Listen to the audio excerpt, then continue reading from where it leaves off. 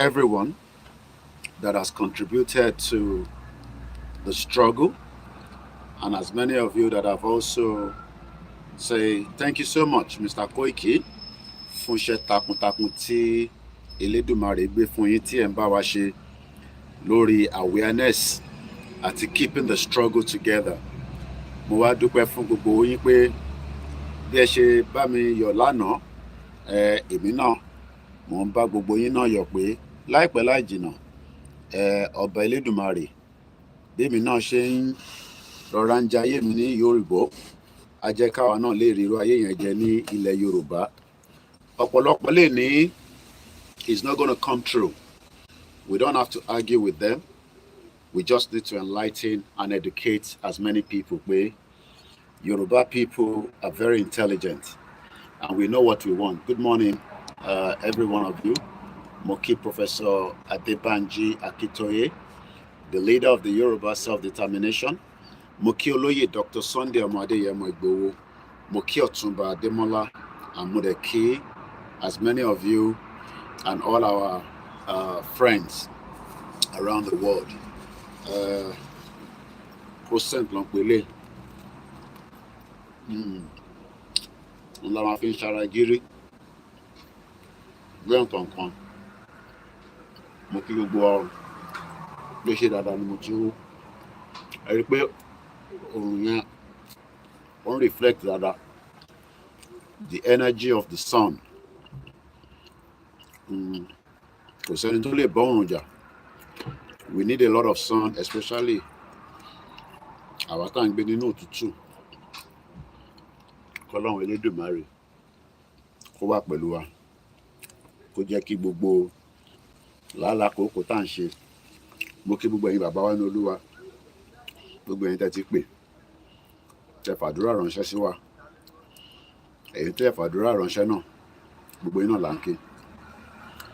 We must not give up and we must continue the struggle. Struggle continue until we reach our destination. Yẹn ló ṣe ń pè ní movement. Once again, a very good morning to this transmission. Iṣẹ́ wa fúnlẹ̀ wa, forílẹ̀ ibi wa, ká gbéga, ká gbéga, ká gbéga fàlérí. Ìgbàgbọ́ wa ni pé bá ti bẹ̀rù làbọ̀ mọ́, ká ṣiṣẹ́, ká ṣiṣẹ́, ká ṣiṣẹ́, ká jọlá. Ìṣọ̀kan àtòmìnira ní kẹ́jẹ́ ká máa lépa. Ìtẹ̀síwájú fọ̀pọ̀ ire àtòhun tó dára. Ọmọ Oòduà dìde, bọ́ sípò ẹ̀tọ́ rẹ. Ìwọ ni ìmọ́lẹ̀ ògo adúláwọ̀. Àwọn èèyàn ti ń lọ síbi iṣẹ́. The road is getting busy. Aago mẹ́fà ló ṣẹ̀fẹ̀ lò. We at the same time. Good morning, Mr. Ajimak. Thank you so much, sir. Ayomi Kundamiji ò tí sùn ní ará America. It's a beautiful weather. There's another big day, Champions League. Àwọn èèyàn tí wọ́n ti wọ London Dubai. Àwọn ọmọ Germany wọ́n ní the visa. Wọ́n kàn ní láti ra train ticket àbí kó ra flight ticket. London is extremely busy because of the Premier Champions League. Real Madrid àti Borussia Dortmund. Ìlú méjèèjì, language wọn yàtọ̀ síra wọn. Mo kí bàbá mi Kẹ́hìndé Adéyẹmọ. Ògúnwọlé Olúwọlé mo kí yín sà. Mo kí gbogbo àwọn pastor tó pè mí. Kì má dárúkọ gbogbo àwọn churches yẹn. Kọ́ má bàa ní àwọn fada àwọn jí wọn máa lé wọn mú.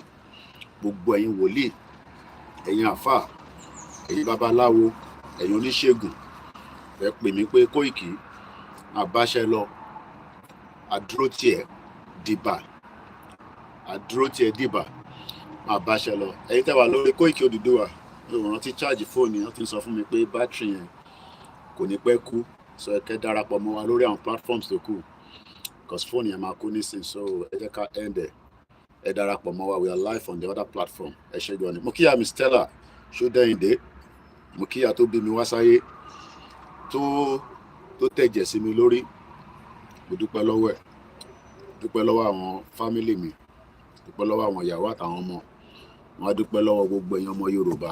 Allen Conde ní gbogbo China, èèyàn ti gbowó ṣá, kò tí ì change DP láti jọ́ ta ti sì yá gbowó, ó sì filẹ̀ bẹ́ẹ̀, èèyàn dáadáa.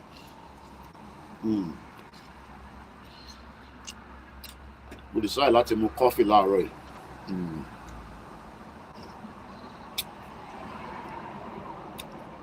Spain, Germany, gbogbo population Spain 43 million, gbogbo population Germany is 84 million, and these two countries èdè ọ̀tọ̀ọ̀tọ̀ lọ́jọ́ ń sọ. Tó bá ń gbá bọ́ọ̀lù lẹ́nìí, ìkan á máa sọ Spanish, ìkan á sọ German, chọ́pọ̀ kò ní sẹ́ni tó máa gbọ́n nǹkan tọ́jọ́ ń sọ. Ìyẹn ni tí bá ń sọ Yorùbá, mo kí Mr. Babatunde Olúwaṣẹ̀san Adékúnlé, thank you so much sir. A ṣì ń gba birthday gift o, àbálẹ̀ tó fẹ́ fún wa birthday gift, a ṣì ń gbà. Ẹ tó bá wà náà ní birthday gift, ẹ ṣàfàdúrà. Triple DRS ẹ̀gbọ́n mi dáadáa, kò ní bàjẹ́ fún ẹ, mo ti rọ́wọ́ yín gbogbo woolwich, mo kí yín. Àná ni mo ra ilé, kò fresh mọ́, ó ti fẹ́ gan, bọ̀ ọmọ Ìjẹ̀bú Òde, a gbọ́dọ̀ jẹ́ bẹ́ẹ̀ náà ni. Àwọn ọmọ Oòduà ni mo rà á fún, wọ́n dẹ̀ jẹ́. Èmi ò lè waste owó mi, owó easy láti rí. Wàá ṣe rí Allen Conde, mo ń bọ̀ wá kí ẹ ń China láìpẹ́, agbára Ọlọ́run. Wàá wá gbé mi káàkiri tá a bá dé China. Mo kí gbogbo ẹ̀ tẹ́ ń darapọ̀ mọ́ wa. London lèmi wà, àwọn kan wà láwùsá London. Mo kí gbogbo ẹ̀ tẹ́ ń wọlé lọ́tún lọ́sẹ̀. Nígbà tí mo wà ní Trafalgar Square lánàá, ẹ̀gbọ́n kan kọjá, mo kí sà Mr. Kẹ́hìndé ṣe gan ni. Ọkọjá, wọ́n lọ tí wọ́n ní o. Wọ́n á gbọ́ tó ń sọ Yorùbá. Wọ́n á ní, èmi náà wá ta sí wọn. Wọ́n ní Koiki wọ́n ni, mo ní bẹ́ẹ̀ ni ẹ̀gbọ́n mi.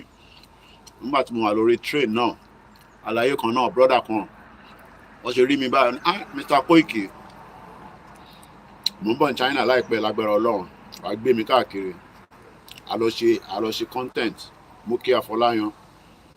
Bẹ́ẹ̀ ni, wọ́n ní òrìṣà Ìjẹ̀bú á gbé mi, ẹ ṣé gan ni. The beauty is when you meet Yoruba people, tẹ́ bá rí àwọn Yorùbá ní UK, whether you support APC or PDP, Koiki, tea na 5 and 6, irọ́, coffee ni mo tẹ̀ mú láàárọ̀ ẹ̀. Coffee ni mo decide láti mú láàárọ̀ ẹ̀. Mo fẹ́ mu tea láàárọ̀ ẹ̀. Ẹ̀rọ tí mo ṣe ra coffee kan, mo gbọ́dọ̀ test ẹ̀. So, Shaku, mo kí ẹ. Jerry, how you doing, my brother? How are you? How's the family? Good. Neighbor mi nìyẹn. Mo kí àwọn tó dúró tì wá. Ẹ ṣé gan-an ẹ̀gbọ́n mi Triple DRS, good morning. Ẹ̀gbọ́n mi ló ní Koiki ó gbọ́dọ̀ tún jáde mọ́ lálẹ́ àná. Wàláì, tó bá ń ṣe pé ẹ sọ̀rọ̀ yẹn ni mo fẹ́ jáde padà lánàá. Bí a lọ́wọ́ bíi 12, wọ́n ní lọ sùn. Spend time with your family. Èmi gan lè wait kílẹ̀ mọ́. Ẹ pè mí Mr. Shako, ẹ pè mí. Ìbẹ́ ní nọ́mbà mi lọ́wọ́. Ẹ pè mí lẹ́yìn ètò ká sọ̀rọ̀. Brother kan send message mo rí láàárọ̀ yìí. Wọ́n ní Koiki mo ti gbàgbé àwọn. Kò sí ẹni tí mo gbàgbé. Ohun mi kì í ní kó pọ̀. Ọ̀nà tá à ń já sí ti pọ̀ jù ní wàláì. Our diaspora we are trying. Bẹ́ẹ̀ ṣe fún wa náà. Táwa náà bá ti run bills. Àwọn náà ní staff. Àtúlẹ̀ àwọn tó máa ní Mr. Koiki. So I wish I can help everybody. I can't. So àárọ̀ ìmúrí pé wọ́n lose ọmọ wọn. Mo tẹ̀ kọ́ rò pé UK lẹ́ni yẹn wà. Ṣáàrì tó ń send video ẹ̀ sí mi. Mo mọ tó ṣọmọ yẹn. Ọmọ kékeré ti ṣaláìsí. Terrible situation.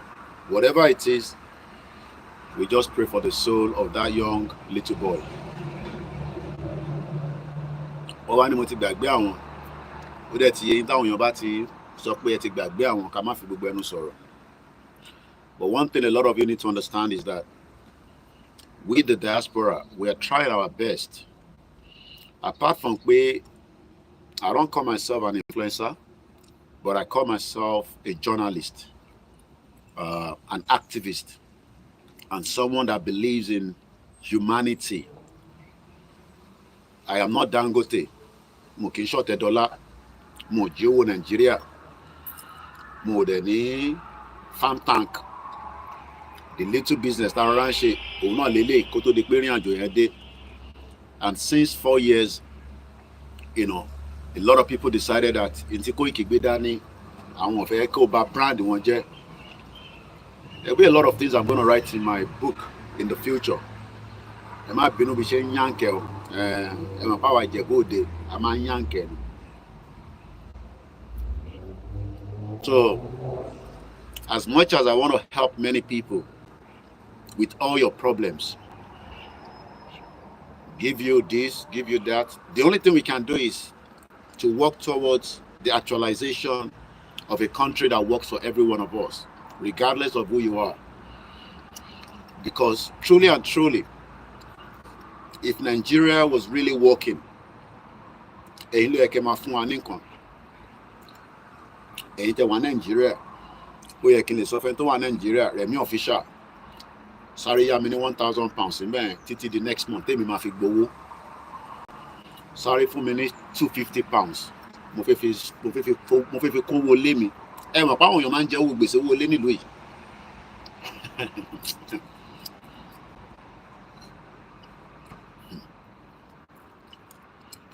I'm going to do a lot of documentary on my life in UK. And that's why I am doing that little content. Ẹ lọ wo page kan tí mo pè ní Koikimedia TV. No Yoruba, díẹ̀. Is discussing my 24 years in the United Kingdom.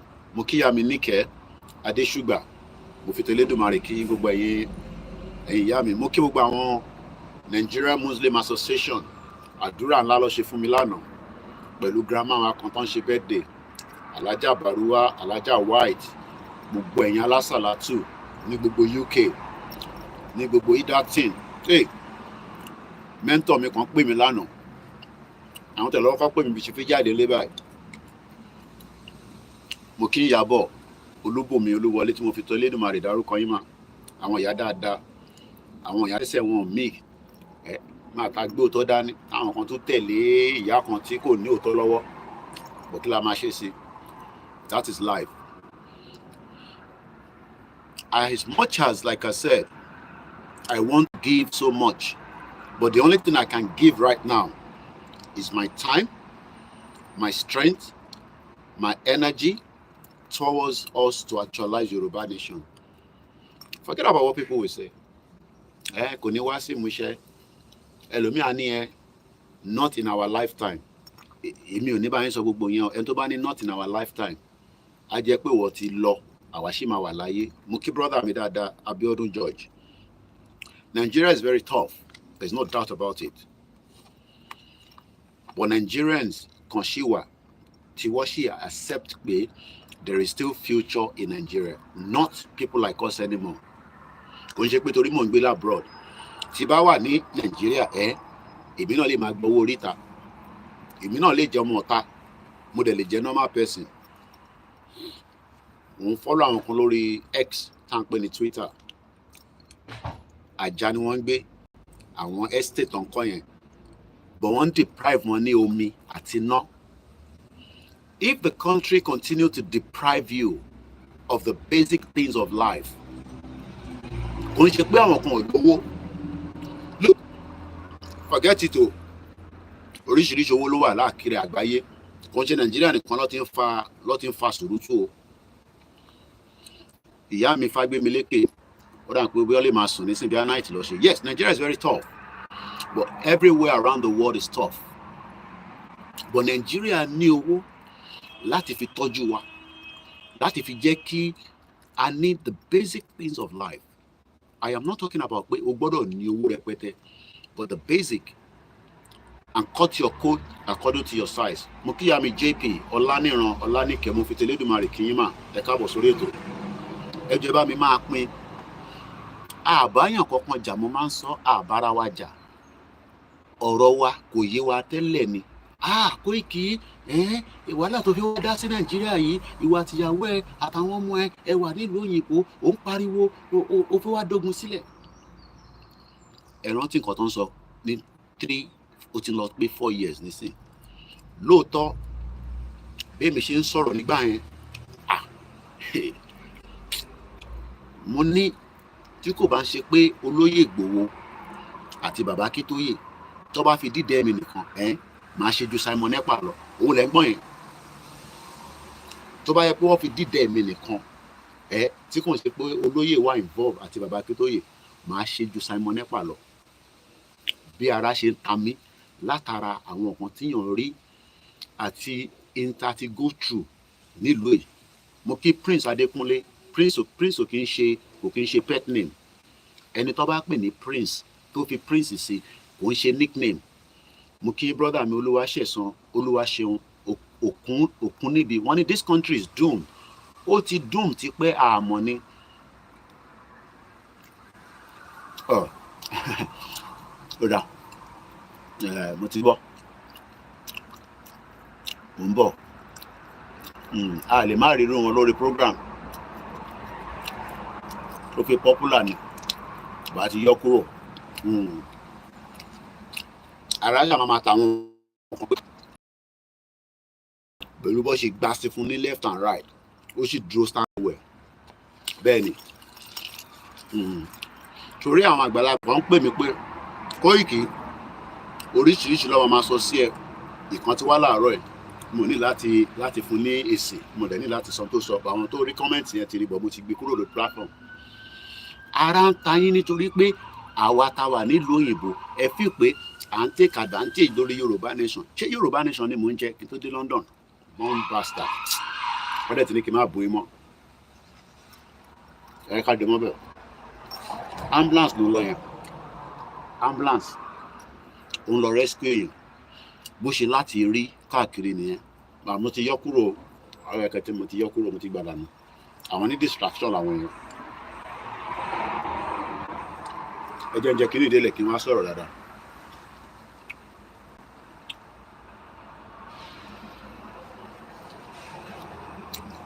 Now,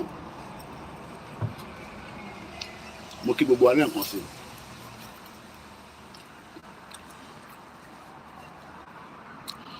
Mr. Daramolani, I'm fed up of this country. Please, if you can help me. The man can help. Mo pe family mi lánàá. Mo ní sọ location bí tó wà. Bọ̀wọ́ wà káàkiri ní Nàìjíríà nílẹ̀ Yorùbá. Wọ́n mú bíìlì wá fún wọn, wọ́n dẹ̀ fún wọn níná. Mo á pe àwọn family mi yẹn. Wọ́n wá ní and when I call them, I ask, ṣàlàáfíà ní gbogbo kan lọ.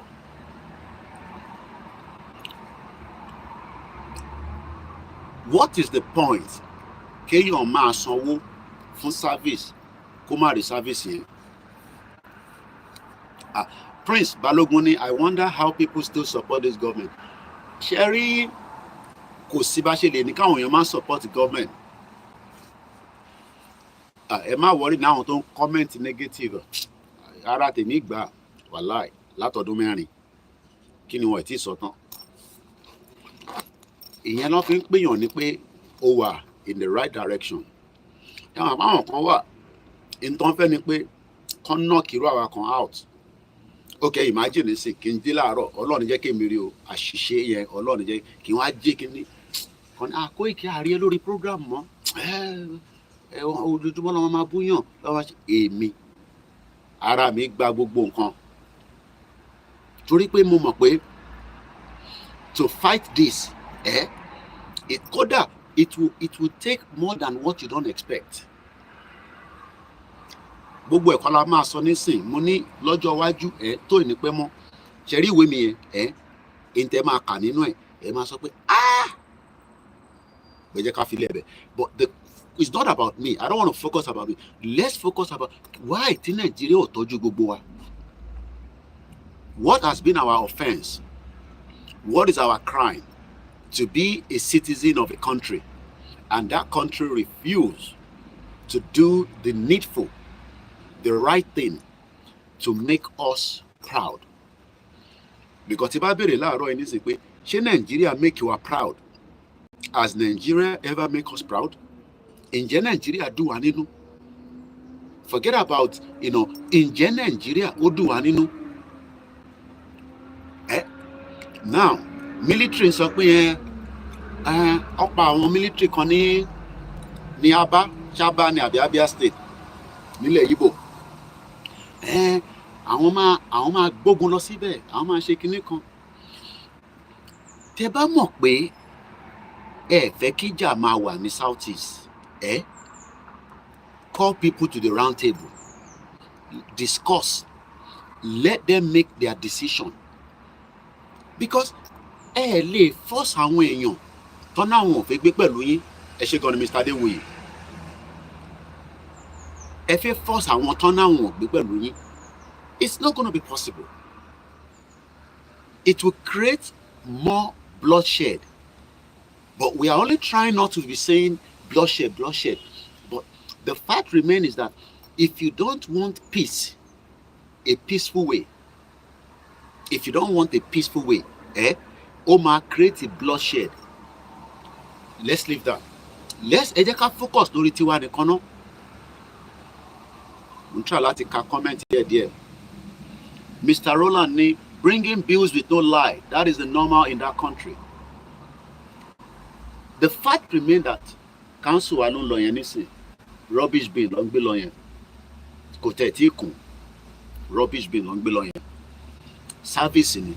You pay for council tax, but you are sure that your refuse, what you are gay, you let me. But I'm maybe 2 weeks ago, what you are gay, like by anything, gbogbo àwọn gi, wọ́n máa wá bá wa trim. That is the service that we are paying for. Mo kí Mr. Saheed Mele, mo kí gbogbo ẹ̀yin tẹ́ wà ní Barapa, mo kí gbogbo àwọn balẹ̀ Yoruba. Sherry, what they are doing is that this impression tó fún wa tẹ́lẹ̀, Nigeria, the most populous black nation. Who it help?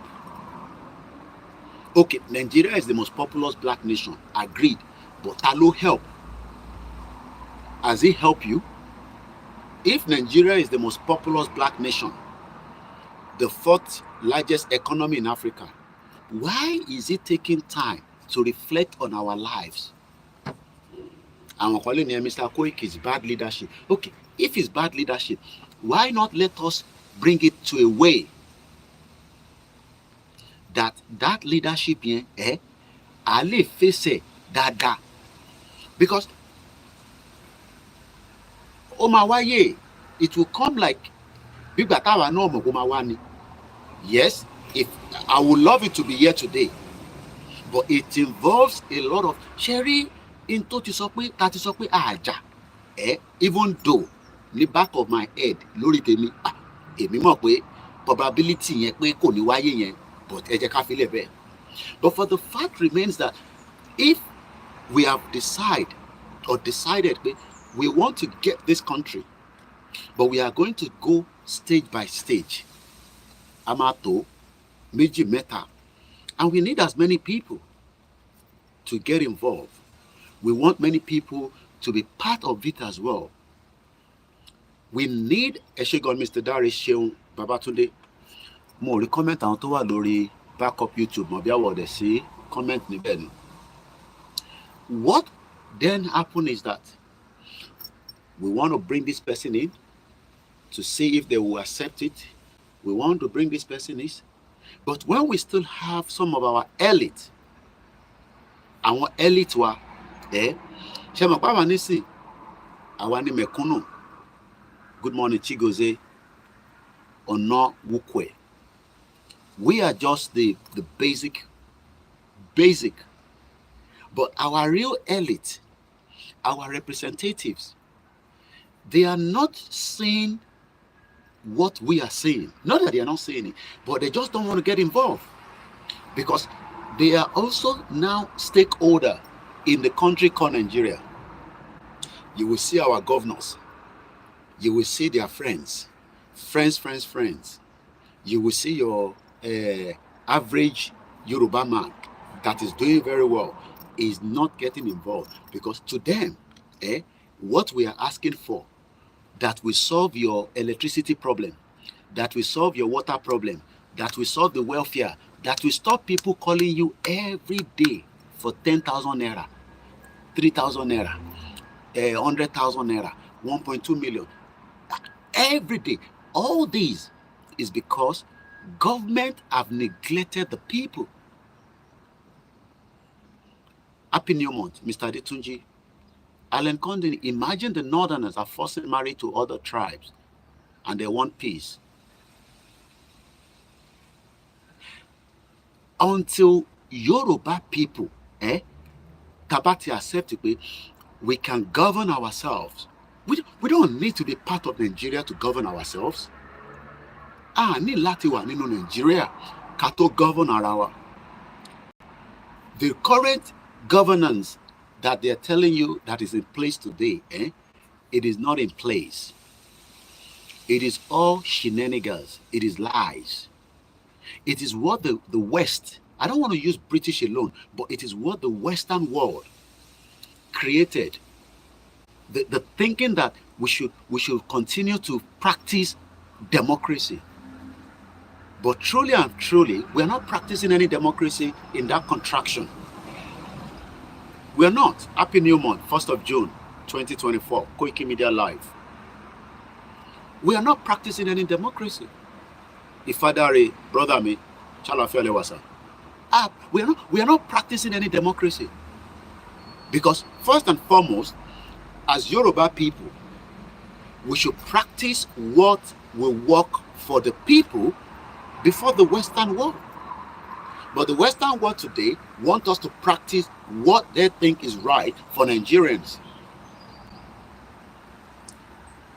And that is not going to give you a lifestyle that will make you a person. And the first only listen, the same truck and lele.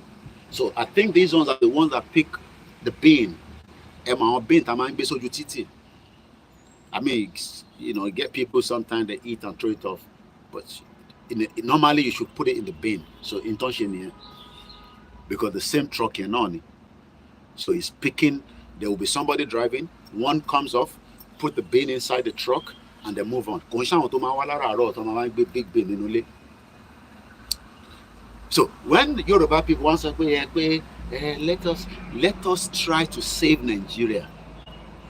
Maybe some 10 years ago, maybe some 15, 20 years ago. But in today's Nigeria, you should not even be thinking about saving Nigeria. Saving Nigeria is a waste of time, is a waste of effort, and is a waste of energy. Two different countries will be in Wembley, and multiple countries around the world would also be present. Spain and Germany, right? Real Madrid and Borussia Dortmund. You've seen some of my videos I posted this morning. I've been up very early, as usual, and I do my little bit of Moke Mole Yoruba, Bankibu Banwo, Akoniwa, the blind that should be supported in the society. Those that have physical challenges have been neglected as if along with that. And it's because the system is not being built to support people with low physical. I don't think any UK mamo. Blanket is still alive. Google his name. It was during Tony Blair, the secretary, the Home Secretary, one of the highest posts. He has eyesight problem. Aja looking. He had a guard dog. Aja, no move. Aja with any personal assistant. but only ajá ẹ̀ máa ń tẹ̀lé káàkiri. Mo kí ìyá mi Ògúnlànà Christina Ẹṣégọ́ni, wọ́n ní good morning and happy birthday, long life and prosperity. Brother mi Raymond Adegaju sọ pé Belside is a country about 500,000 population. They govern themselves. Some of the Yorubas are thinking that, oh, it will be difficult to govern us. Look, the current structure of Nigeria would not bring governance to you as Yoruba person.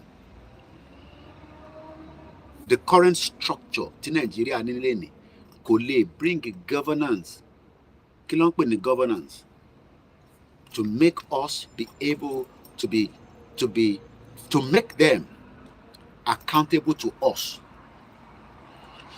Are your governors accountable to you? Are your House of Rep accountable to you? Are your senators accountable to you? Is your local government chairman accountable to you? Moki, brother Yami Dada Adeola, Mr. Adesam Olu, good morning. Imole Yorubani, our youth disability will be inaugurated this month. Oda,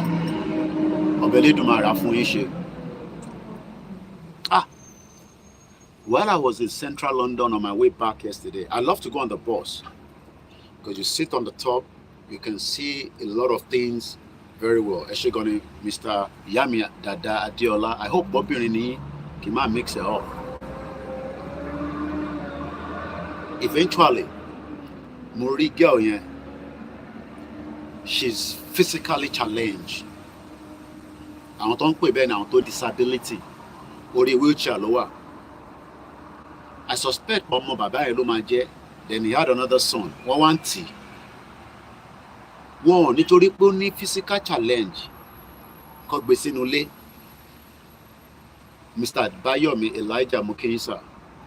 For the fact that Omo yẹn ní physical challenge, I don't know whatever is wrong with her, but you know, ó wà lórí wheelchair. But wọ́n gbé wá sí Central London. Kóun náà lè wá rí feelings pé èèyàn lòun. Nigeria ò rí wa gẹ́gẹ́ bí èèyàn. Nigeria kò rí wa gẹ́gẹ́ bí èèyàn. Mo kí brother mi Tajudeen Ibrahim Ẹṣégọ́ni. Mo kí gbogbo ẹ̀yin tí ẹ ti kí wa láti àná títí di èní. Gbogbo ẹ̀yin tí ẹ ń ṣọjọ́ ìbí náà títí di ìparí ọdún yìí. Aṣọ ọ̀pọ̀lọpọ̀ ẹ̀ láyé. Èní ni Saturday. Ọjọ́ kan nínú oṣù kẹfà ọdún 2024. The first day of the month of June. The struggle will continue until it is achieved, and it is achievable, but we need many people to support it. But Yoruba people, listen. Baba Oloye TV, Ẹṣégọ́ni brother mi, and thanks so much for the video you put together. Oga 404 on Koiki, good morning. Spell Koiki and that it should be Koiki. Adams Olamileko, good morning. Happy New Month to everyone. Do you ever think that governance will get to our people in all their locality? Any 191 local government, Nile Yoruba, according to the data out of the 774 local government. Níjọ́ wo ni wọ́n feel, àbí níjọ́ wo lẹ́yìn feel pé governance ó máa dé inú local government yìí? Peter Pan, all the way salute to you, my brother. Peter Pan is a subscriber on the backup channel. He's subscribed. That means on sanwó fún wa bẹ́ẹ̀ ni tó ń sanwó fún Netflix. I pay for Netflix as well. Netflix may cost me £17 every month. But abani káwọn èèyàn support wa, ọmọ àdó pé kílódé tó need owó. The reason why Netflix can grow is because we are subscriber to it. Our can need it. Bí a tó dá lọ́mọ nlé, but our can need it for the job that we do. Kò ń ṣe pé mo ní Netflix láti máa lọ wo Yorùbá movie níbẹ̀. No. I will do it because I want to. But not everybody can afford it. Oga 404 ní Odùduwà nation and the Yoruba nation, ethnic nation, Igbo nation, Ijo nation, and Arewa nation, and Ugodomogo nation. And some people will say, hey, but what about all these small, and we are not tribes, okay? Mr. Bamidele Aliu. We are Akinche tribes.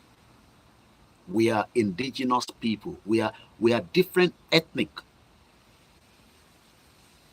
Koiki, àwọn smaller tribe wá wà nínú Nigeria yẹn, báwo la ṣe máa ṣe wọ́n sí?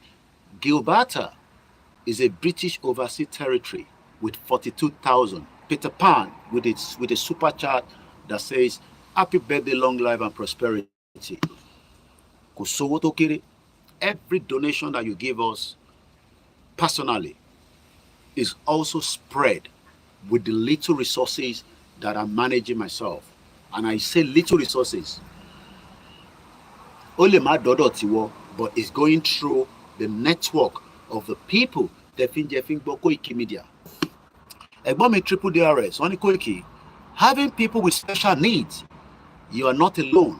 Government is there to support you, and you would have necessary things to make life easy. So send the 3,000 Similano. That's a lot of money for me. Because any egbo pe Koiki ni ijo birthday won e ma fún won ní owó ní gift o e de ma ṣàdúrà fún economy. I don't want you to start donating money for me when I am sick. I keep saying that. Ta ló fẹ́ gbọ́ sickness. Owó tèmi fẹ́ lò ní sin ni mo fẹ́. Bẹ́ ṣe fẹ́ mi náà lánàá èmi náà dún àwọn èèyàn nú lánàá. Bẹ́ẹ̀ ni mo sọ. Tí mo ní láti máa ṣàlàyé fẹ́ ní kankan.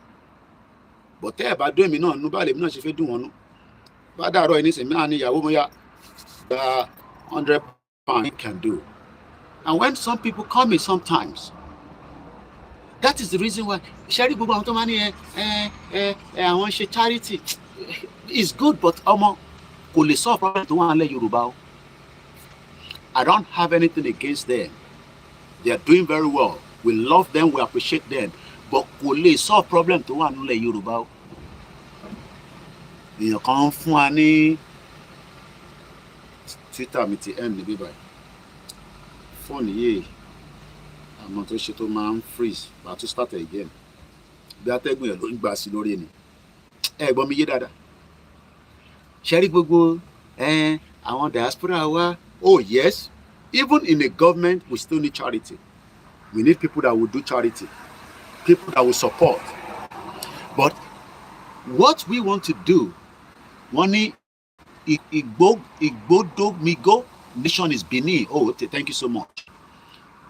Thank you so much for enlightening me on that. Moki Yawa Olofi, Victoria Mobalanle. Mr. Fatai Koiki, good morning to you. Longest time. Èèyàn Ìgbòho ṣàbẹ́ẹ̀ni.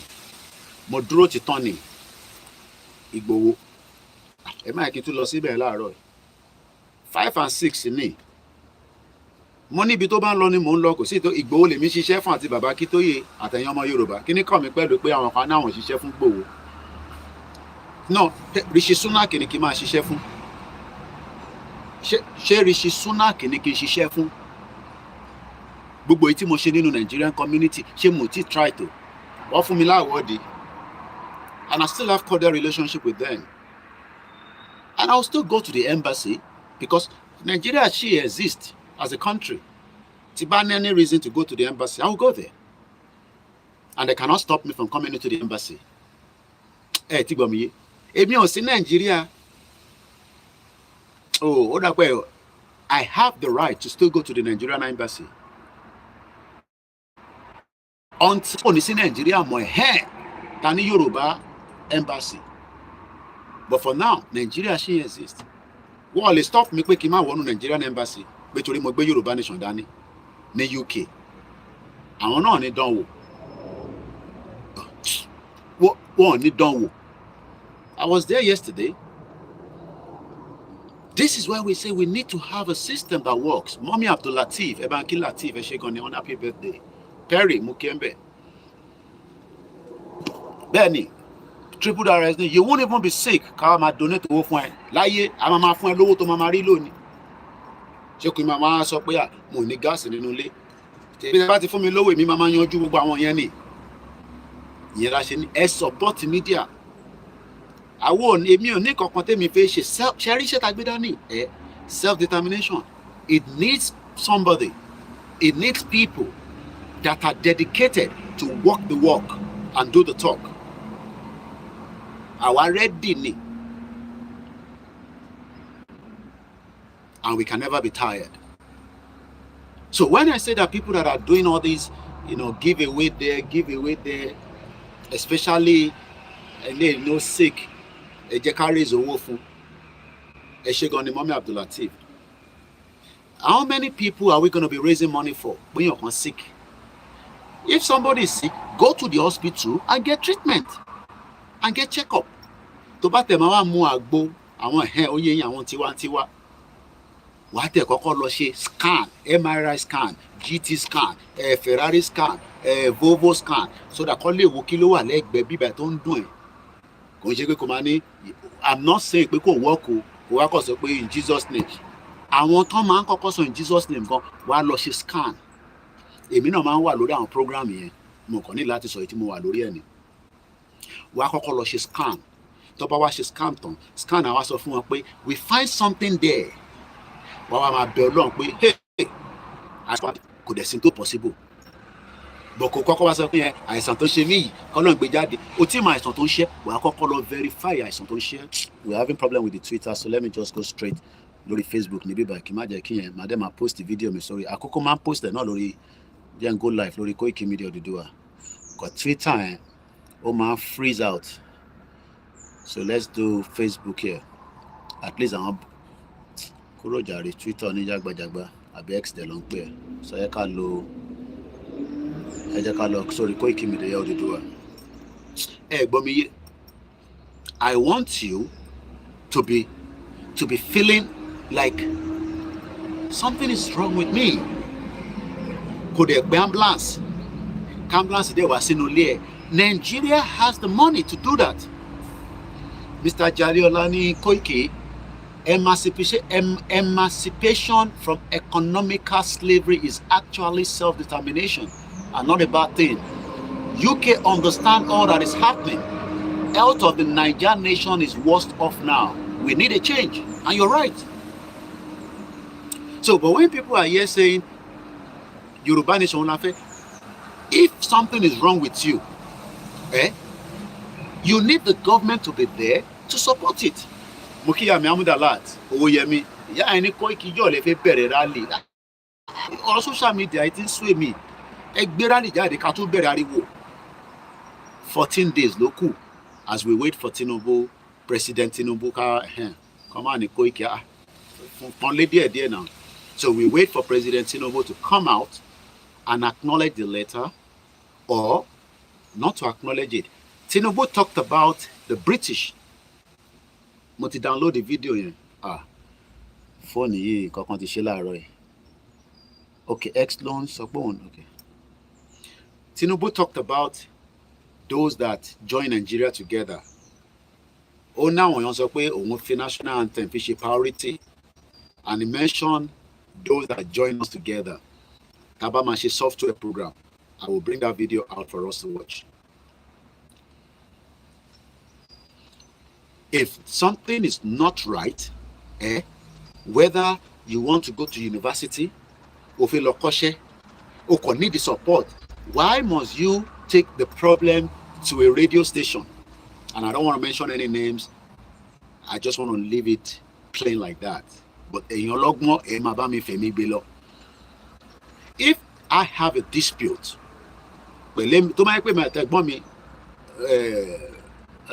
triple DRS, àjọ ṣe nǹkan kan bí àjọ dàwó papọ̀, àwa jọ ní dispute, a máa gbé dispute yẹn lọ síbi tó ti máa yanjú ẹ̀. Tó bá rí yanjú, àgbéra wa lọ sí court, Ọlọ́run jẹ́ ká lọ sílé ẹjọ́. But what I'm trying to say is that Nigerians are waiting for dispute to be solved in the church, in the mosque. I am talking about things that can be resolved with the help of the government.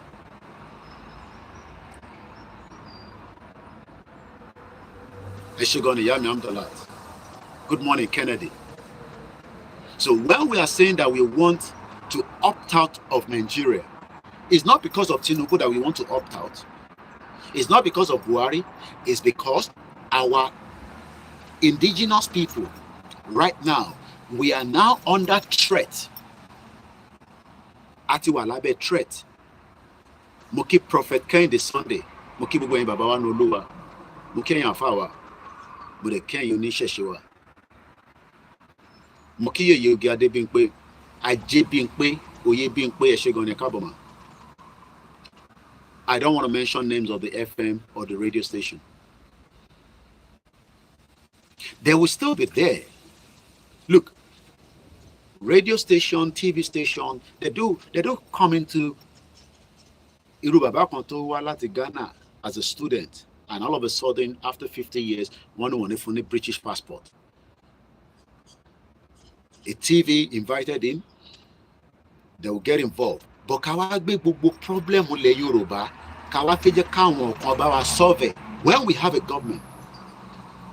And the reason why all these shenanigans have gone so long is because a lot of us also have failed ourselves because we were not enlightened enough. Ṣé rí gbogbo tá à ń sọ lẹ́nu ọjọ́ mẹ́ta láti bí ọdún mẹ́ta constantly with all the platforms. Kódà Yorùbáwùyí ni mo wò kí tó lọ sùn lánàá. She was bringing all the videos of different people crying out. Mo gbọ́ Yèyé Dára náà there. Mo gbọ́ Àṣàtìṣe. The reason why people have now become conscious of intanso Eshigoni Mr. Akim Utsman is because Ati were more enlightened than 20 years ago. 20 years ago, we were not as enlightened like this. So we can't blame ourselves to some extent. If Fanny Mole brother mi dada, o man lọ sábẹ́ àwọn comment àwọn kankan máa lọ takùn wọn mọ́ bẹ́ẹ̀ ni pé kílẹ̀ ẹ̀ sọ. Ṣé Koiki ló ní dọ́là? Ṣé Koiki ní government? Thank you so much. Mo kí brother mi Akim Usman. Wọ́n ní Mr. Koiki mo kí ẹ kú ọlọ́jọ́ ọdún. Prince Aziz Dande mo kí. Engineer Abdul Aziz wọ́n ní good morning and happy new month. Ẹ ṣé gan ni. Baba mi Jayola ni, as a woman, okay, obìnrin ni, Lagos State is the justice. Even the courts are not working for justice to settle disputes. Ẹ ṣé gan ni ma. Sherry, until now that ati ní better understanding gbogbo tó lè tó no this is like ati ní understanding gbogbo tó ń fa problem wa. Mr. Olalanre, good morning. Gbogbo ẹ̀yin tẹ́ wà lábẹ́ ètò tí for reason known ẹ kí n comment but mo mọ̀ pé wà lábẹ́ ètò ẹ̀yin lẹ máa ń pè ní silent listeners wọ́pọ̀. And I have them mo náà pastor láti redeem KICC Sẹ̀lẹ̀ name there gbogbo mọ́ṣáláṣí wọ́n ń gbọ́ wa kò ń ṣe mí nìkan. But we don't expect some of them to come online and have conversation. Aláwọn lecturers nílé àti ní bíbà don't follow wa back to back. Number one, ẹ̀yin tẹ́ wà nílé wọ́n suppress yín mọ́lẹ̀. So it's like báwa wa ta wà níta kí ló máa ṣe fẹ́ mi. Mo ń béèrè ní okay ọmọ kidnap bí Nnamdi Kanu. Then ẹ̀yin tẹ́ máa ní come back home. Ní láti wá sílé ká tó deliver message wa. When the right time comes, then àwọn tó máa wálé á wálé, àwọn tó dẹ̀ ní wálé ò ní wálé. The only solution sọ̀rọ̀ ọ̀rọ̀ Nàìjíríà nísìn òun ni kó pín. Ṣé pínpín yẹn ó gbọ́dọ̀ dìjà ni kò ń ṣèjà náà? Kò mí pé torí àwọn tó support Tinubu ní UK nísìn káwá jọ pàdé ní títì nísìn káwá máa punch ara wa. No! Wọ́n rí pé Tinubu ó lè gbé wa débi tá à ń lọ. For me personally, I say, and how you might tell it, lọ tọ́jú àwọn fídíò pé Koiki ó dẹ̀ sọ pé Tinubu ò ní lè ṣe, ó dẹ̀ padà ṣe. But for now, I don't see Tinubu doing it. But a kàn bẹ̀ Ọlọ́run pé k'Ọlọ́run kó sí nínú bóyá ó lè ṣe. Me personally, I don't believe in Tinubu kó máa ṣe kankan. But that does not mean we shouldn't engage him. Èmi Ọláyọmí, I don't believe that Tinubu has anything to offer any Yoruba people. He's a weak element. eré tiẹ̀ lòun náà ń sá, weak element ni. Mo kí Mr. Kola Afoja. Tinubu is a weak element because okay, ẹnu máa ṣe kò ní ṣe. Time will tell. History will judge every single one of us. Kò dẹ̀ sẹ́ni tó wà powerful tó heavy ju ọmọ Yorùbá kan lọ. But in táwọn sọ ni pé ẹ̀yin tẹ́ ń bá wa argue pé wà nínú Nàìjíríà but a ti wà nínú Nàìjíríà for 63 years. Mo kí bàbá mi Akínwándé, mo kí gbogbo ẹ̀yin tẹ́ wà ní Mákòkó, gbogbo àwọn slum tó yẹ ká ti transform. Tó bá jẹ́ pé a máa san fílẹ̀ ní ká san fílẹ̀, tá a bá rẹ̀ san fílẹ̀, mélòó ni gbogbo àwọn tó wà ní gbogbo agbègbè yẹn? Relocate them to a proper accommodation. Kò ń ṣe ká wá máa lọ máa donate ẹ̀pà, textbook, ẹ̀wá ara àwọn èèyàn nínú Kano. We are going to Makoko, the slum. We are going to donate books for them. All those nonsense. They are doing it for their own reasons, but I don't see that as the way out in the long term. Gbogbo náà láti ń dàgbà. Náà ti láàlọ́n. Àwọn èèyàn wà nílé láti 63 years. Wọ́n lè tọ́ka sí purpose. Daddy wa concern wọ́n pè mí ní ọ̀sán tó wá send àwọn messages yẹn sí mi. Bàbá àgbàlagbà, mo fẹ́ lọ wojọ́ tó pè mí ni o. Mo ti gba cup pọ̀ lánàá síjẹta torí birthday mi. But mo fẹ́ trace ìjọ́ tó pè mí.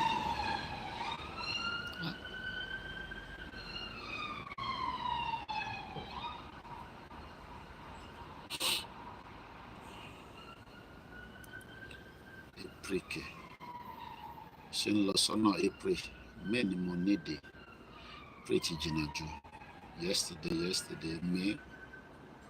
Okay, ó dà pa àwọn lélẹ̀. Wọ́n pè mí ní on the 29th of May, which is gbogbo document or sent mi lélẹ̀. And I'll give you a background to the problem. Ẹ máa sọ pé they play. Ẹ máa sọ pé Koiki dey play.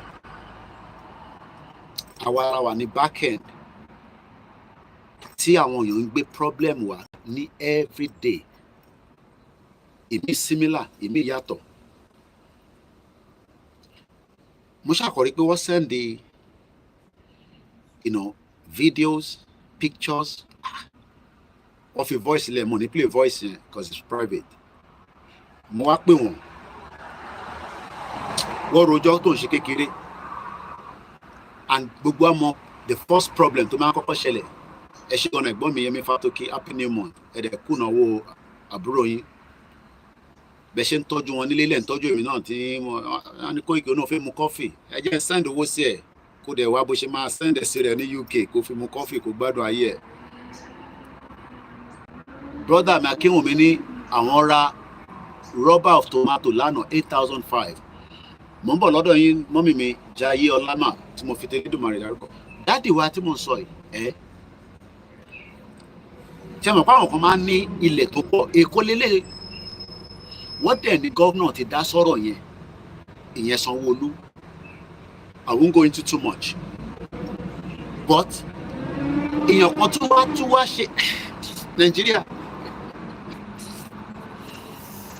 Oh my God. After tí wọ́n ti ní kọ́ lọ fún wọn ní ibẹ̀ yẹn padà, wọ́n náà ti check gbogbo ẹ̀. Wọ́n dẹ̀ tún wá pín sí méjì.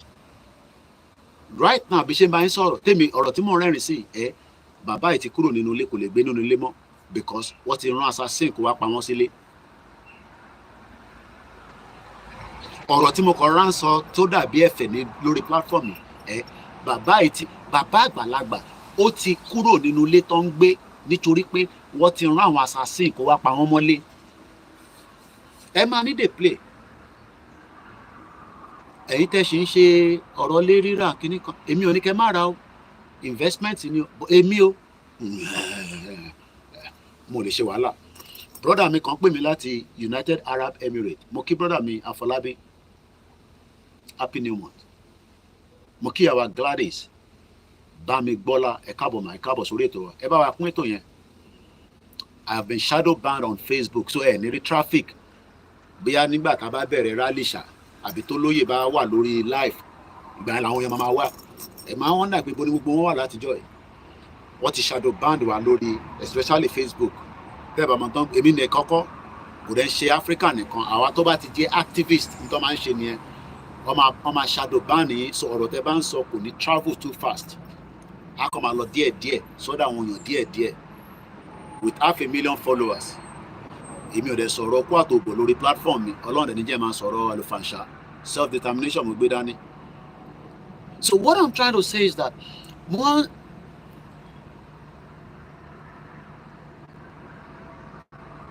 wá ń béèrè lọ́wọ́ Bishop Adesina mo wá ń brief wọn nígbà tí because the same day làwọn náà pè mí mo wá ní tó bá jẹ́ pé ìlú tó dá ní Nàìjíríà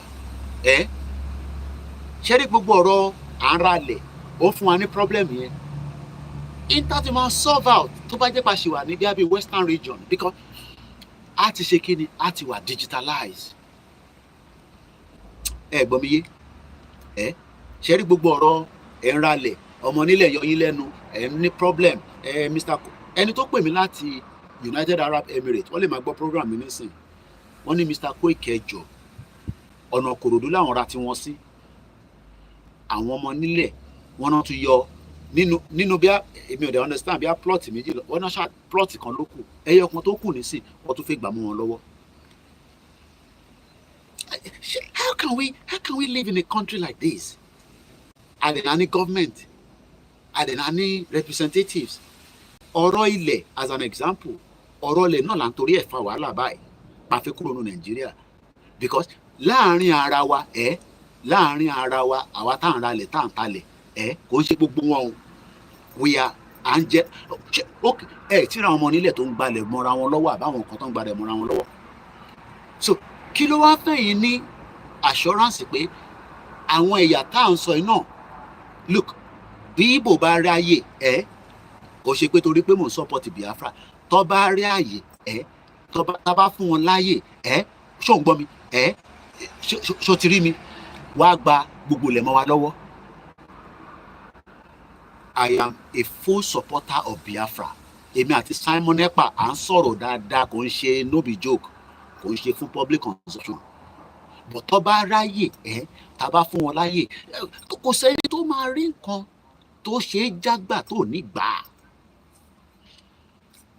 mo kọ́kọ́ bẹ̀rẹ̀ pẹ̀lú àwọn Ìgbò ni o torí kẹ má bàa ní Koiki kí ló dé tó dárúkọ àwọn ọmọ Ìgbò now ṣe wá máa tó máa ẹ̀yin tàwa lórí Instagram àti ṣe 1 hour so ẹ jẹ́ ká jáde ká wọlé padà ṣe wá rí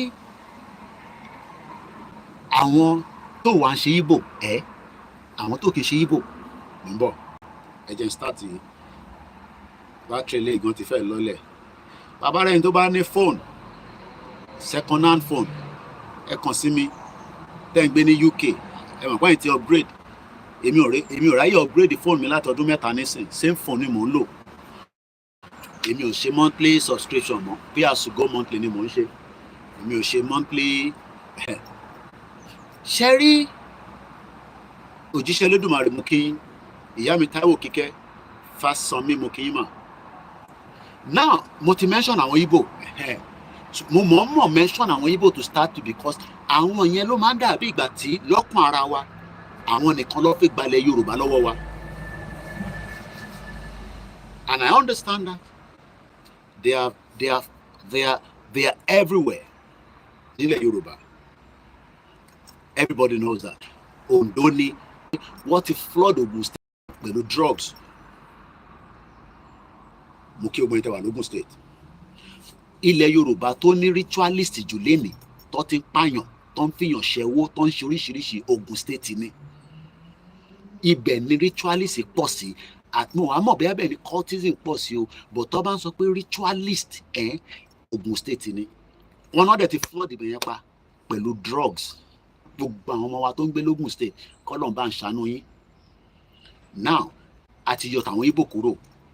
Má tún bí mi pé Koiki ò dárúkọ tàwọn Ìgbò tó ti bá ti mú àwọn tó kù nísìn wá tó bá ti gbọ́ yẹn ó máa rìn wáìn ni. Ṣé wá rí àwọn tó fẹ́ gbalẹ̀ gangan náà ṣe rá àwọn Fúlàní yẹn wọn ní ilẹ̀. Àwọn Fúlàní àwọn ò nílẹ̀ rárá. Nomadic ni wọ́n máa ń káàkiri bí ẹṣin oníwòlémọ̀ ni. Jẹ síbí jẹ sọ́hùn jẹ síbí jẹ sọ́hùn kò ń ṣọ̀rọ̀ ẹ̀ní.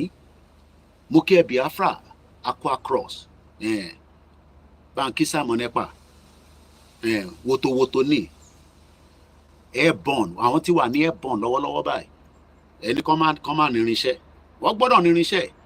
Terrorist military ń pa wọ́n dẹ̀ máa defend ara wọn. It is allowed. Morikayode Ogundamisi ọmọ àlè Yorùbá yẹn ó ní Indigo attack and kill Nigerian military. Nígbà tí Nigerian military ti ń pa wọ́n kí lẹ ṣe sí? When they have been killing the Biafrans, when they have been killing them with just flags and shouting, "Hey Biafra," when the military were killing them, gbogbo wa ṣe bí ẹni tó rí àtẹ̀mí náà, we look away. This is not 1967. Airborne woto, fire to fire. Ẹni máa kú, ẹni máa yè ni. People will die for some people to survive. Some people want to kill somebody so that they become the next person.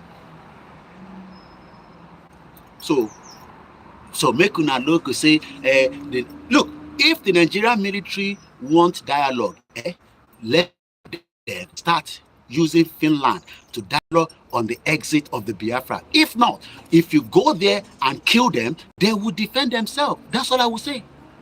Èmi kàn fi diplomacy mo fi sọ̀rọ̀ ni. Ó yé yín jù bẹ́ẹ̀ lọ.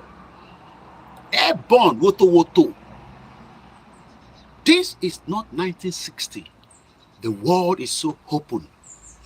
Some of you think that I saw a Finland guy yesterday tó wá wo football.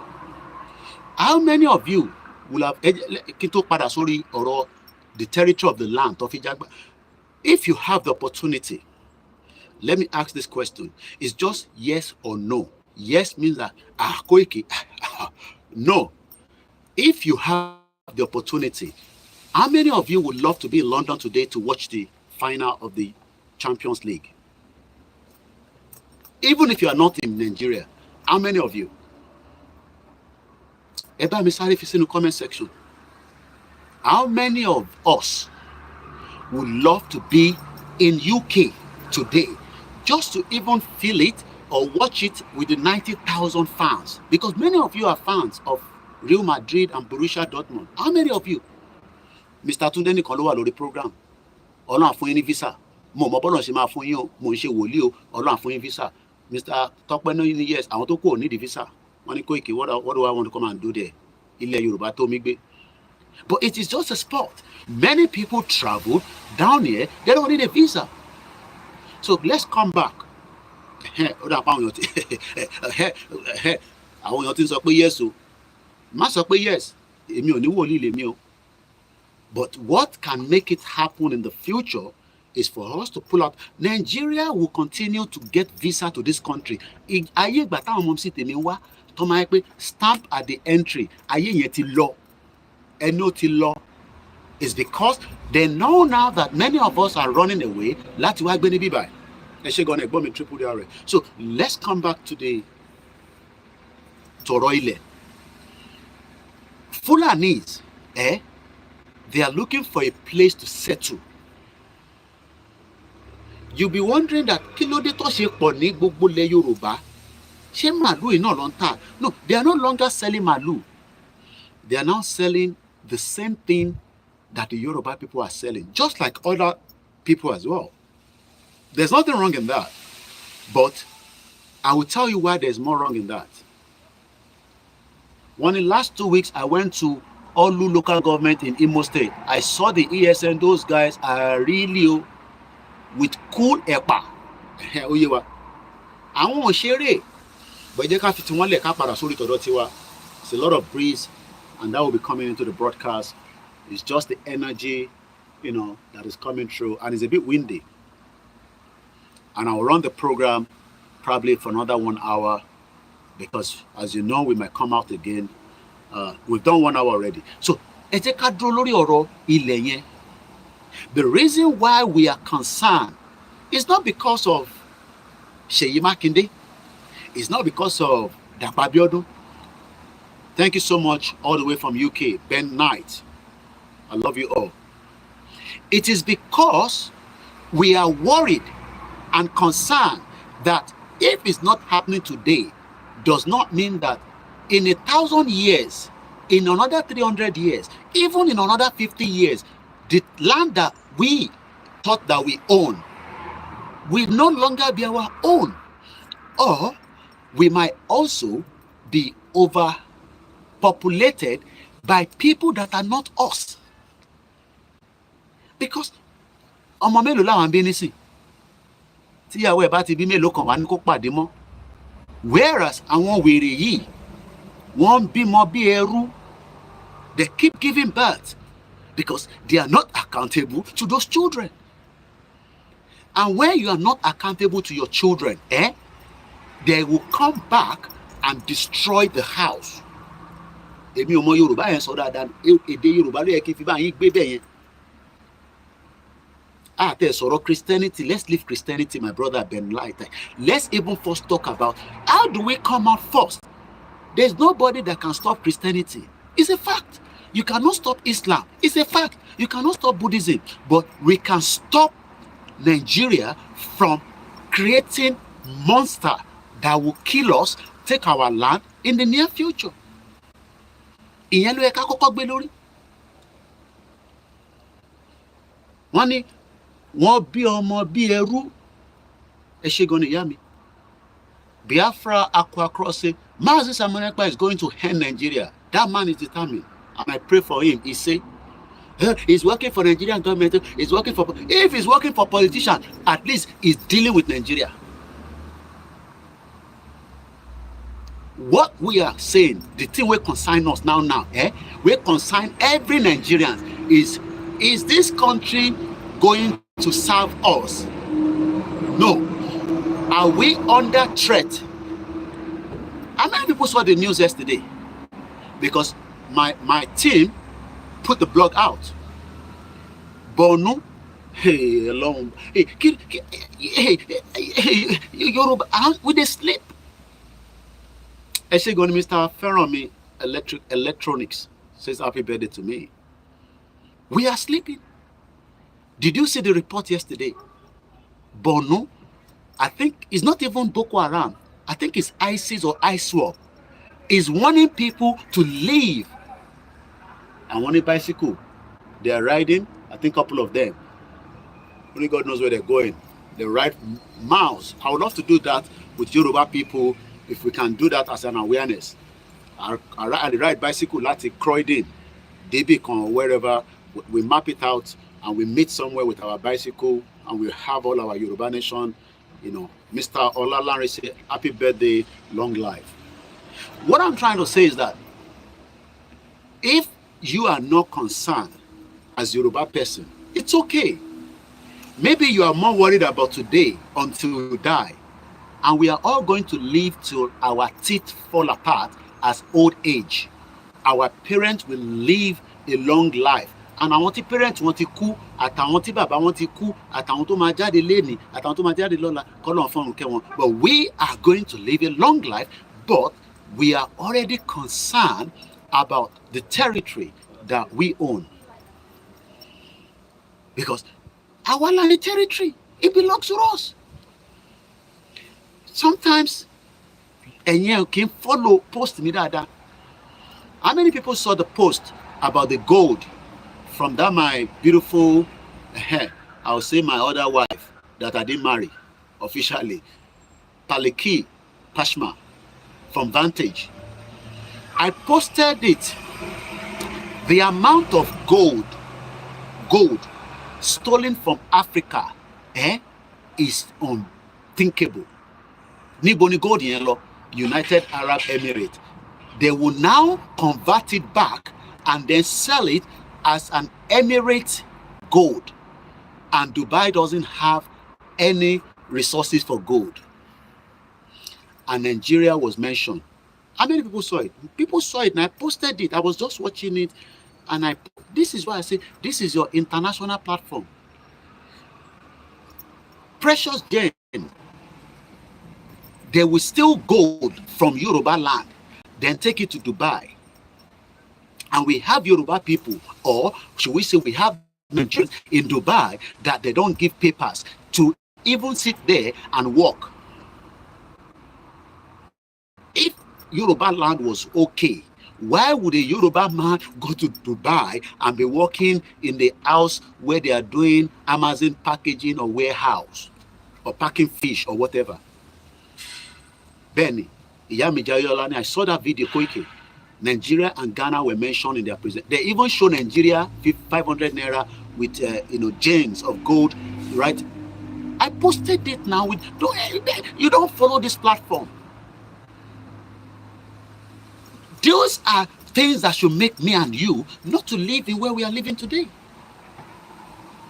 We have gold in Osun State, and we are not producing it, and some people are stealing it, and they take it to Dubai, and my own mom and your parent and our friends, they will go and buy gold because they want to do wedding or they want to sell gold in Nigeria.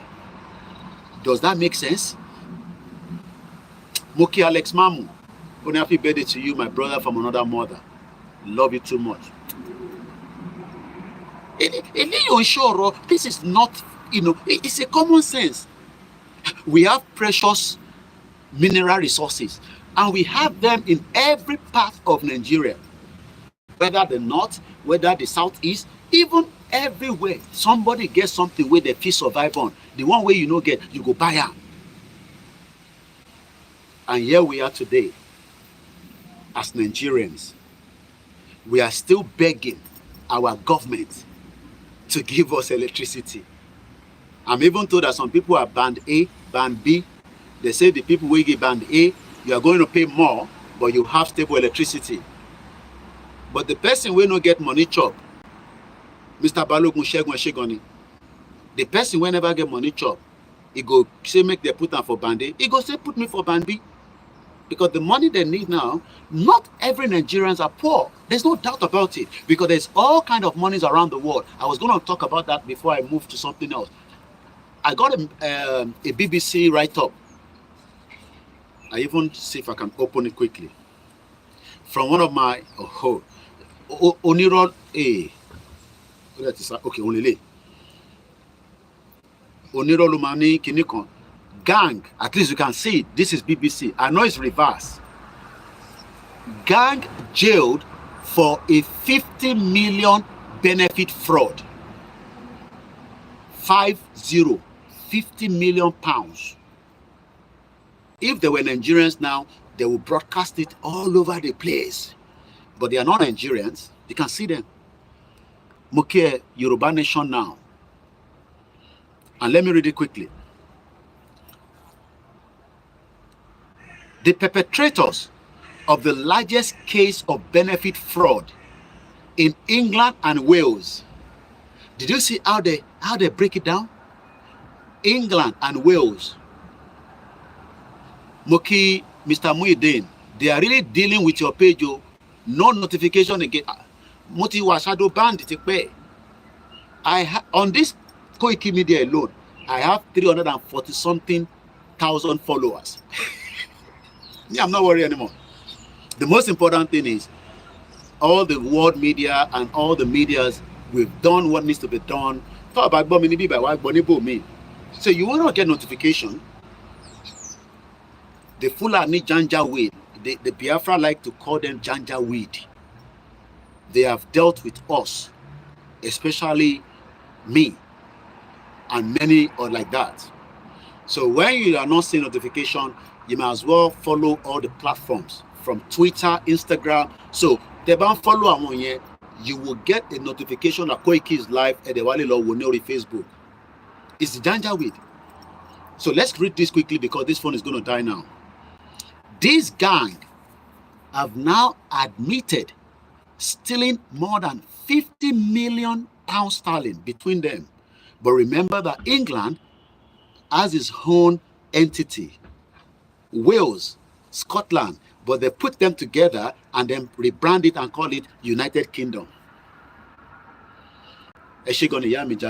Only life, long life and prosperity mark your birth anniversary. Mr. Muidin. So if you are not getting notification, you might want to follow every platform, and when I go live, you will just then go and watch it from the right platform. Ben Knight said, Mr. Koiki, as a white man from UK, wow, that is all as far as I am concerned, but there's always a big man that wants to eat all the fish and starve the rest. Those benefits thieves are gross.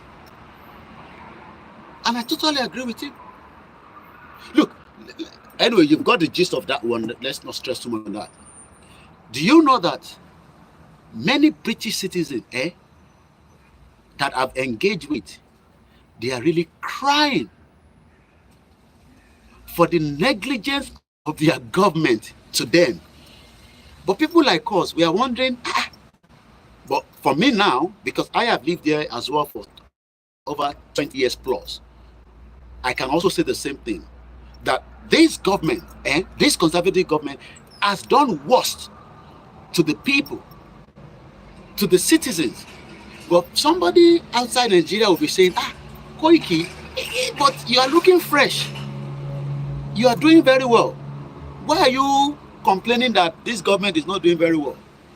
Because I expect this government to serve me, because I don't want to be on the waiting list because my teeth that I don't use chop chocolate where they don't send me.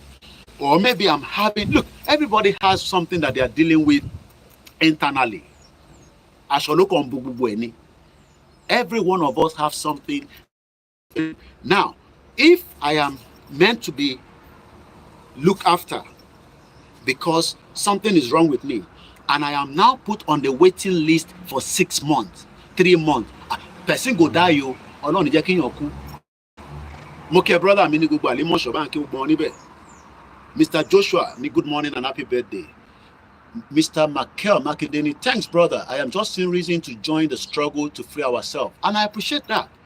Look, I understand. Koiki, how can you sit in UK and be calling for war? Ogun ló ń pè ogun. O ti rogun rí ni mo really bo ma wo nínú movie ni. Olajire Joseph. Ẹ gbọ́dọ̀ fún mi ní kan birthday. Okay, ẹ ti ṣàdúrà fún mi mo tẹ̀ jẹ́rìí yẹn ná. Look at what this my brother Makinde just said. Not Seyi Makinde o. Mo kí Ami Yetunde Ẹlẹ́gbọjà. Ṣé mo pronounce it dáadáa kí má máa saka orúkọ yín? Mr. Davis. Yami Folorunso Raphael said, thank you for speaking the truth, but the greedy ones in the country will not want you. God bless you. Ìjọba ta ló mú kí ẹ. So what I'm trying to explain is that the fact that many people are now understanding what we are saying. Yes, you have the right to say, okay, one more pronounce it dáadáa. Yoruba mi, olóyè kọ́ mi ní Yorùbá dáadáa. Every time tó olóyè bá pè mí, tó bá fẹ́ kí n lọ deliver a statement, wọ́n ní ṣé ẹ pronounce ẹ padà coordinator, màá ní olóyè mo get it, ó yẹ ẹ pè sí mi lẹ́ẹ̀kan sí. His Yoruba is just so fluent that, imagine us having olóyè going into the classroom and delivering Yoruba lecture to people in the university. You understand? Just telling them things in Yoruba, you will be amazed that your head will blow away. But that is on that. So I understand that we will agree to disagree. A lot of you thought that we were bringing guns to kill our people in 2023 because I was so understanding that we will not have election in Yoruba land. But I won't go into all the details because I knew that that was not meant to have happened. But it's not going to be killing each other that will make it not happen, because we saw that people were killed in the election. It has got nothing to do with Yoruba people. Thank you so much. Ben Knight says, he's a white man from UK. And I can tell you that Ben Knight and many English, let me use that word, English, are really in pain that 14 years of this government has not made their life better. And I'll tell you, as I am a foreigner, I came here, I wasn't born here, but I was going through a documentation process to live in this country. But do you know that many people that are arriving from the boats, they are better off than me? I came from the plane. As I was landing, I was stamped in, welcome to UK. And I said, I'm not going anymore. And I went to the Home Office, submitted my document that I want to reside in this country. And the Home Office said, give me the reason. I gave them the reason, and it is back, forth. And that took about 15 years before Home Office can approve me to live here. You might be saying, 15 Benny.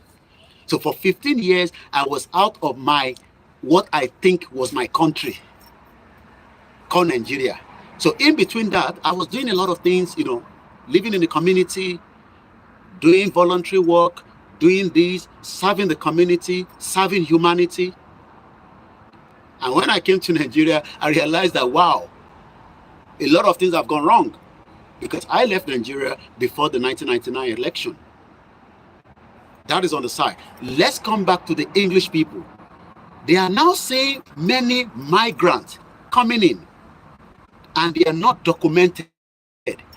And they are creating havoc in the system. And they don't want to, triple DRS. Warfare, adapt, warfare, fitting.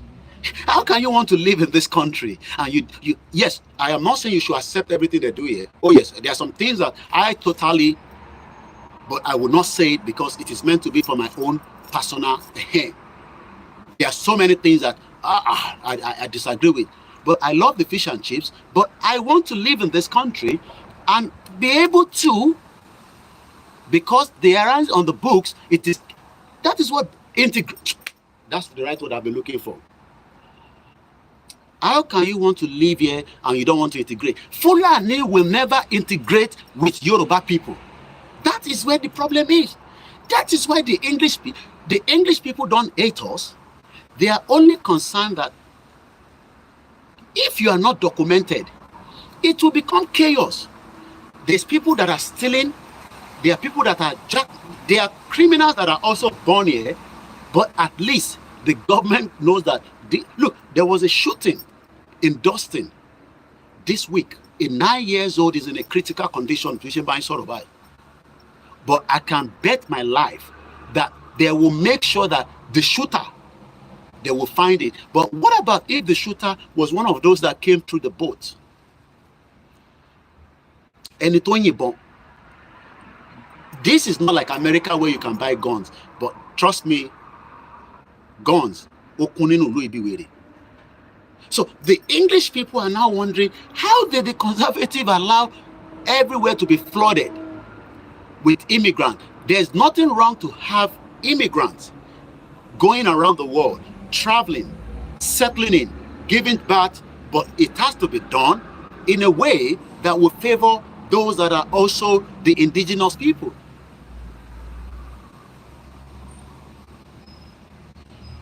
So what I am trying to say is that many people today, the Yorubas will not integrate Eshegoni Iyamolajire Joseph in 1,000 years.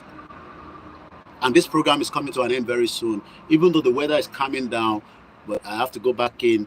Even if I don't sleep, go rest my leg on my bed. Okay, good question. Who created migrants?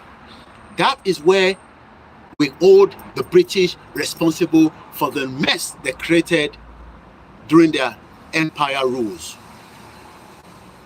So you can see that it is a very, so what we need to be concerned about now is British doesn't want to get involved. All this amalgamation, they don't want to get involved.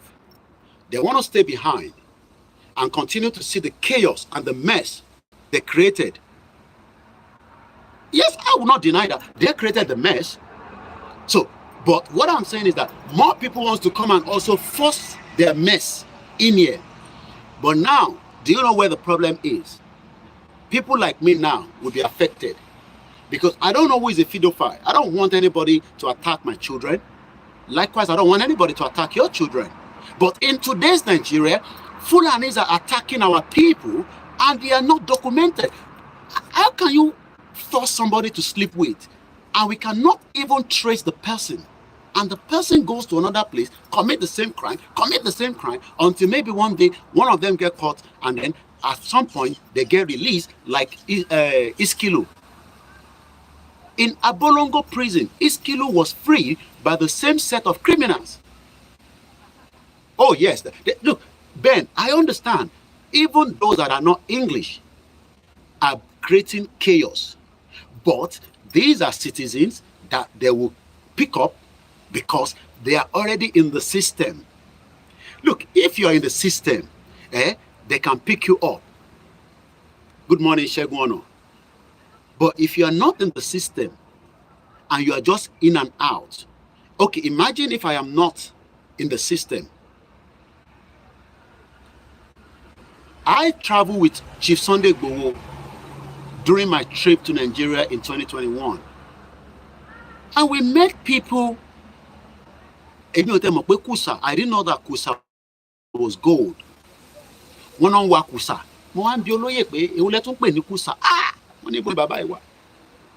These are not even Fulanese. They are from Gambia. They are from other African countries. And they have the effrontery. They have the guts. They have the right, according to them, to be on that land and continue to take our resources. They've literally cut off that whole place. You dare not go in there, but you know we went there.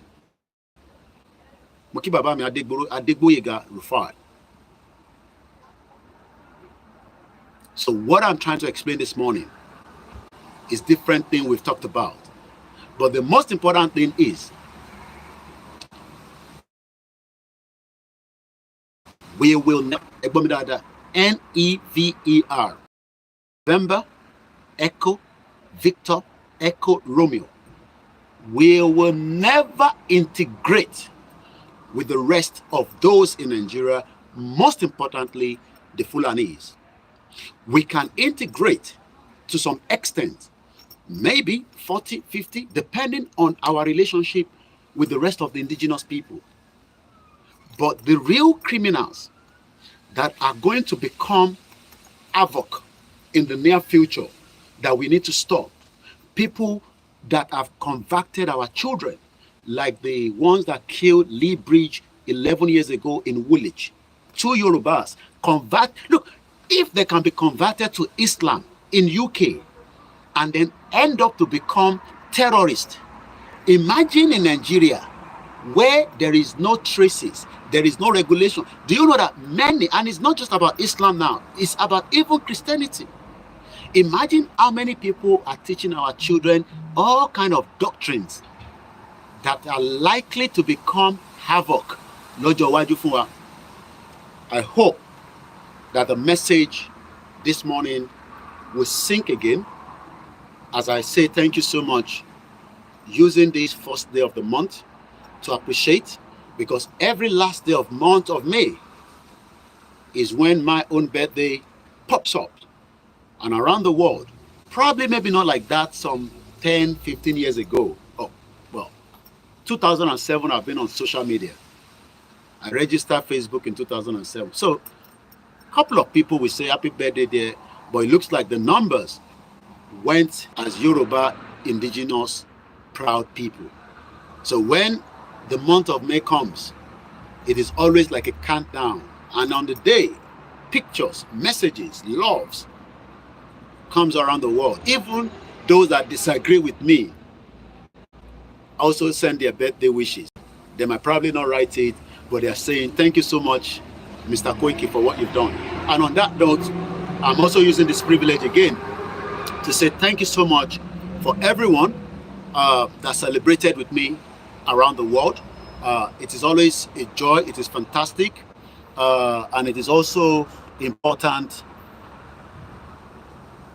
that we continue to, to do what we are doing, which is free ourselves from the shackles of the colonial mentality, from the corrupt politicians supported by the West, because all the money moved out of Nigeria today would not have been able to be moved out if some of those within the West have not collaborated with them as well. And this is the reason why the awareness will not stop. Like I said, you might be wondering, why did Nigerian High Commission yesterday to celebrate your birthday? I don't know. I just decided to use that as, again, the point that is where Nigeria is represented today. And if I am shouting that Yoruba people needs to be free, there's nothing wrong to go in front of that building. A lot of diplomatic cars, in and out. Even the one in Nigeria, that's their problem. But one thing I can say is that we are not fighting because we don't like Tinubu. We are fighting because we need to be free from what the British created, which has locked us into this contraction country called Nigeria. Moki brother me, Sonia Debanjo. So I say shout out to you. Rico say, I know the works, tribulation, poverty, I know blaspheming, of which they are Jews and they are not, but the synagogues of Satan, not too sure where that is coming from. But on that note, I'll leave you again to enjoy the rest of your day. And we hope that, not just by saying God's willing alone, I could just be away in my little room there, but coming out again, we've been able to engage, interact. We are not ghosts. We are not yet AI. We are human beings. Eshigoni Babami Benjamin Adumati, and I saw your birthday gift to me. Thank you so much. And the rest of you that will be watching this later, Babami Adegbo Igarufani, President Bola Tinubu, please preach, But most importantly, we will continue from where we start. If I don't come back out again today, we might do something tomorrow, special broadcast as usual. But remember that we will not relent and we are not giving up. Koiki, but when is Yoruba Nation really going to come? Well, Yoruba Nation is already on its way through the dedication that every single one of us are doing. Talking to each other, even those that disagree with us, communicating. And at some point, we will wait again for the next move from our leaders that are in charge of the movement. My name is OLAYOMI KOIKI, popularly called Koikimedia. We have a couple of platforms that you can follow us. Many of you are not getting notification. Follow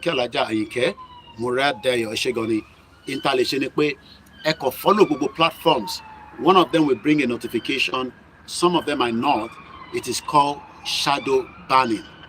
That means I am there. They've covered my page with another thing. So the 340,000 followers, they are waiting for Koiki to come live. But I am already live. But they've used a screen to block me. It is a technology that they're using. I am not the only one. Even those that are not Africans, they're going through the same problem. That means that we are saying something that is truthful. That is the reason why we are shadow banned. Iṣẹ́ wa fúnlẹ̀ wa, forílẹ̀ ibi wa, kàgbéga fàlérí, ìgbàgbọ́ wa ní pé bàtí bẹ̀rù làbọ̀ mọ́, ká ṣiṣẹ́ ká jọlá, ìṣọ̀kan àtòmìnira, ní kẹ́ ká máa lépa, tẹ̀síwájú fọ̀pọ̀ ire.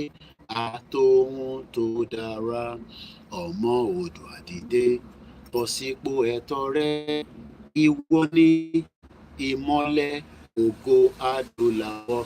Well, I don't have any reason to recite your new national anthem. It's not my business, okay? It's not my business. And the last comment, Mr. Sunday Alibajoni, Koiki Yoruba Nation is coming through. Our forefathers, our ancestors, inshallah.